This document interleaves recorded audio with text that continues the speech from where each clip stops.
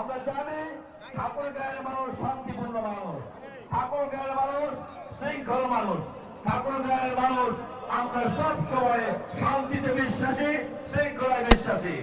দিল গাড়ি ভাঙা টাঙা শেষ করে দিল, পাবলিক থাকতে দিবে না এখানে। হ্যাঁ, ধানের শীষে আমি প্রতীক নিয়েছিলাম। বান্ডেল থাকলে প্রতি সেনমানিতে টাকা বাঁচবে। বিকাশ সেনমানি বান্ডেল কিনে জিতুন প্রতি লেনদেনে। 7 নম্বর ছিল, আমি ওই তো ভাঙা শেষ করে দিল আমাকে।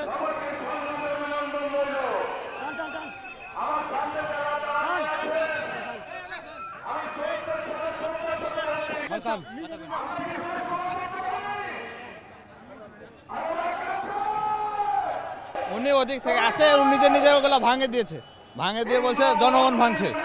ও আসলে একটা বিশৃঙ্খলা সৃষ্টি করার জন্য হয়তো আসলে, এটা আমার ধারণা থেকে এটাই মনে হচ্ছে। তাই আপনি কি দেখেছেন সে ভাঙতে? হ্যাঁ, আমি নিজে দেখছি, এখানে আসে ভাঙছে, এখানে না, আমি নিজে দেখছি সে নিজে ভাঙছে।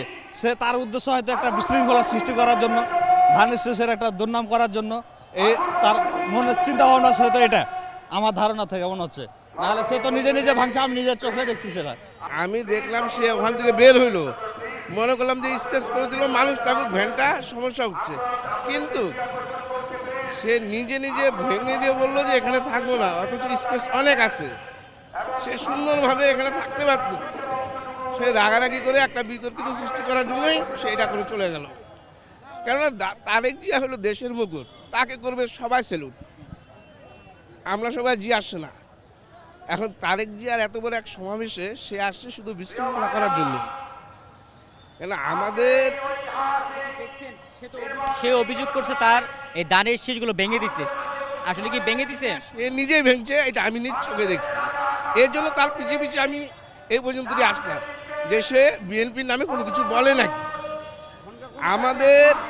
আমাদেরকে বিতর্কিত করার জন্য অনেক কিছু ষড়যন্ত্র চলতেছে, কিন্তু আমাদের নেত্রী আমাদের যে আদর্শ দিয়ে গেছে, আমাদের নেতার কথা মতো আমরা শান্তিপ্রিয় নির্বাচনে অংশগ্রহণ করতেছি।